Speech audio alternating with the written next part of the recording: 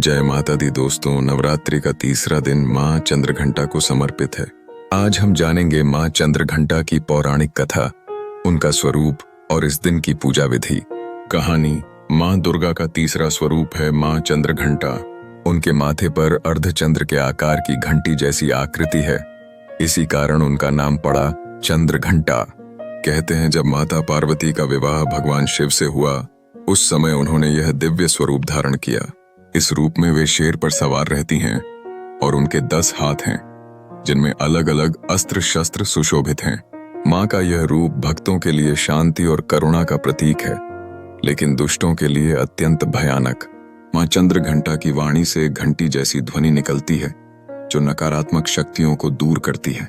उनकी पूजा करने से भक्त के जीवन से भय, दुख और पाप समाप्त हो जाते हैं। माँ का यह स्वरूप हमें यह सिखाता है कि अगर हम साहस और भक्ति के साथ आगे बढ़ें, तो कोई भी बाधा हमें रोक नहीं सकती। पूजा विधि अब जानते हैं। नवरात्रि के तीसरे दिन पूजा विधि क्या है और हमें क्या करना चाहिए। सबसे पहले सुबह स्नान करके पीले या सुनहरे रंग के साफ कपड़े पहने। पूजा स्थान को फूलों, दीपकों और धूप से सजाएं। माँ चंद्रघंटा की तस्वीर या मूर्ति स्थापित करें और उसके सामने कलश रखें। माँ को लाल और पीले फूल, चंदन, अक्षत, मिश्री और मिठाई अर्पित करें। घी का दीपक जलाएं और पूजा के दौरान घंटी बजाएं। आऊं देवी चंद्रघंटाय नमः मंत्र का जाप करें। माँ को दूध से बनी खीर का भोग लगाएं।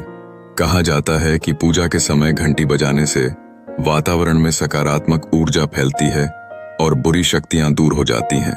तो दोस्तों, नवरात्रि का तीसरा दिन हमें यह सिखाता है कि हमें भय को छोड़कर साहस और आत्मविश्वास के साथ जीवन जीना चाहिए। माँ चंद्रघंटा की पूजा से भक्त को निर्भयता और शक्ति की प्राप्ति होती है। जय माता दी। अगर आपको यह वीडियो पसंद आया तो लाइक, शेयर और सब्सक्राइब जरूर करें। कल मिलते हैं नवरात्रि के चौथे दिन की कथा और पूजा विधि के साथ।